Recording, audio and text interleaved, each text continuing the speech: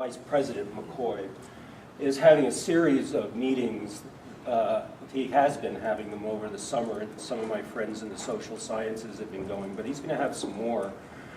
And they center around interdisciplinary education and improving social science research. He believes that the only area for growth here at MSU in terms of research dollars is in the social sciences, and that puts us in a great position because he wants to support that. So there are three areas that he's identified, and the faculty have identified as being important. One is sustainability, and there's going to be an effort for integrating sustainability through the undergraduate curriculum, but there's going to be also some research efforts in that area. He's interested in interdisciplinary education so that we can link the social sciences and the natural sciences together. And so, for example, Andy Hansen in ecology and Liz Shanahan in political science and I have been working on a research proposal for studying ex-urban owners here in the Valley and their appreciation of amenity-based resources. People like me who moved here from urban centers and why we. So Jane asked me to talk about this effort we're working on, interdisciplinary education in informal settings. And this is in response to RFP from the provost's office to set up new programs that would meet the needs of new audiences. And the audiences could be local, they could be statewide, they could be regional, they could be national. And it's to be delivered through telecommunications. So a number of things have led up to this, okay? We didn't just sit down in September and start talking about this and say we're going to do it without any, prior work. So just wanted to say that. So about 3-4 years ago, I started working with Jeannie Moe and Jack Fisher. Jeannie Moe is the National Director of Project Archaeology. She used to be down in Culbertson Hall at Project Wet, where I used to work before I moved up here. And she was a graduate student with us as well. She graduated last year. She got the Outstanding Graduate Student Award. And now she is Dr. Jeannie Moe, and her office is over in the anthropology area in Wilson Hall. Jack Fisher is an archaeologist in the anthropology department. We worked on this funded project, Archaeological Science for All. It was a Delphi study, national Delphi study, just to give you a sense of where this program we're talking about comes from, These are the things that we were interested in. We did this national Delphi study. We had a very large sample size. Project Archaeology, we had research questions. This was funded by NSF. We're just finishing that off now. You can read about the results online. So, we escape from that. That project leads up to this because Jeannie is certainly an important part of what we want to do here. She was such a great graduate student. It would be really nice if we could work with her in the future. So the next thing that came up leading to this, and this was very critical, was this project that we still have going on now, informal science learning in ecological context. So informal science learning is a big deal at NSF. It's like a really big bandwagon. It's great. Everybody's on it. There was lots of money. And it's really fun. I've always liked informal education. I've taught in Acadia National Park and done a lot of things outdoors for a long time. It's nice for,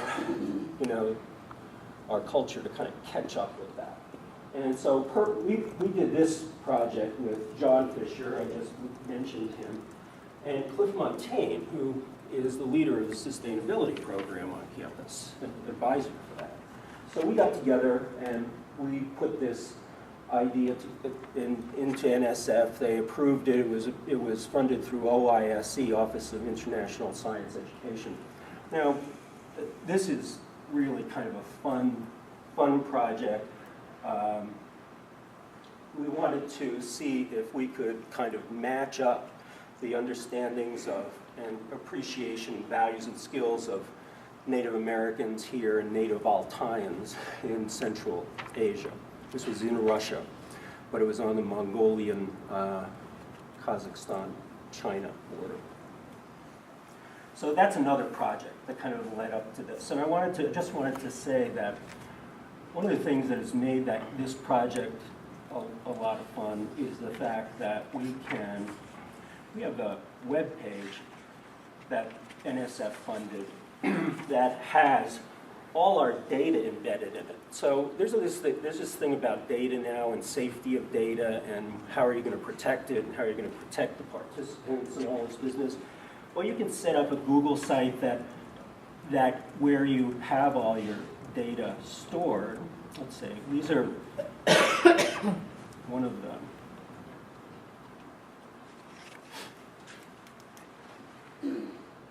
Cities, villages that we worked in was Angudai.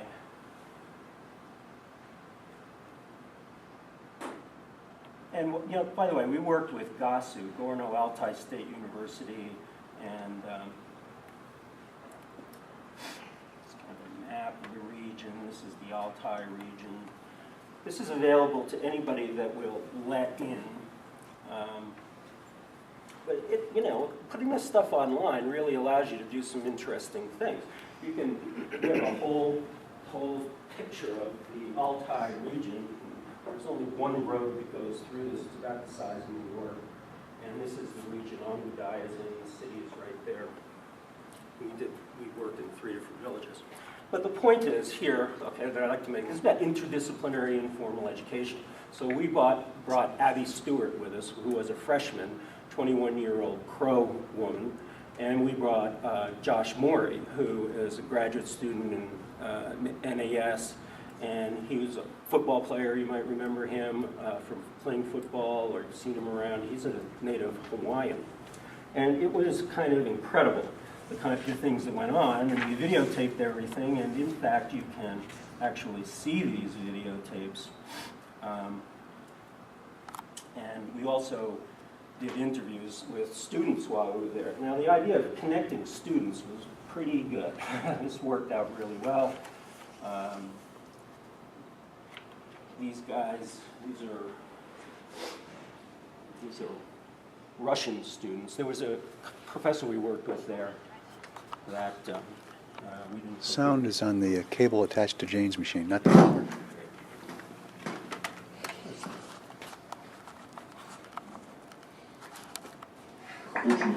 The first is very interesting. Во-вторых, в наше время я считаю, что археология помогает больше узнать о всего мира в целом. То есть археологии надо. You get the idea. Anybody wants to see these things, all our data He supposes that nowadays archaeology is... We would never have been able to do this if we weren't working with GASU. It's the only city in the Republic. They have a university there. Their leader has been here to MSU 3 times. We have a memorandum of understanding. It worked out pretty well. So I'm going to move on that. And finally, we can go back to really the purpose of what we're talking about, and that is the proposal. So right now, and Larry, I'd like to thank Dean Baker for supporting me this summer to do some work on this. I think the interesting things about this is, and by the way, just this informal thing, you know, the science educators picked this up, and MSSE is an inter-college program, and the word interdisciplinary is associated with it. It's really a lot of that interdisciplinary nature, and even the programs at Washington State, University of Washington and Oregon State, these programs tend to be within the sciences, and they're called interdisciplinary. We're trying to reach out to the social sciences as well. So we are taking this another step in kind of turning the corner on just kind of keeping it to ourselves in science. So we're trying to work with real social scientists, you know, and this is a challenge, I'll tell you. Liz Andy and I have had our share over the past few years of trying to understand each other. So it's informal, it's interdisciplinary. We'd like to propose a graduate certificate. We'd like to propose it be based on action research, which is one of my favorites, and then teaching, learning, curriculum, diversity, assessment, and technologies. And so it's really not a radical departure from the things that we do already, which is good. So the people that have been associated with this, Art had really stepped up and said that he could help me with this. And we've written some things in informal learning. Jane is on our advisory board, Lynn, Nick, Cliff Montaigne, Jack Fisher. So you know all those people, but you may not know Bonnie Sachatella-Sawyer, and you might know Jeannie, Steve Eschbach from the Montana Outdoor Science School. Shane Boyle is in on this. We believe that reaching out to Native people in many different cultures and contexts in informal ways, it may be effective. Yeah, just maybe effective way to do it, since most people spend most of their time outside of school. And so we submitted this proposal. It wasn't funded. Jane said it was compelling. She supported it. Larry agreed to support it as well. And we'll be moving ahead with this in this coming year. And we'll be trying to link with the sustainability program. The Center for the Environment, I hope, is going to be funded through EPSCoR. I believe it is. Kathy Whitlock is on this committee as well. I believe she's going to be the head of the Center for the Environment. So we're hooking up with the center, we're hooking up with sustainability, and we're hoping that through those connections across campus, we'll be able to move ahead and have our students do this. And it seems to be complementary to Jane and Kimberly's work in after-school programs, and I mean, it has that connection within our department as well. Is it true, Jane? Is enough? Good. Thank you very much, Michael. Appreciate it.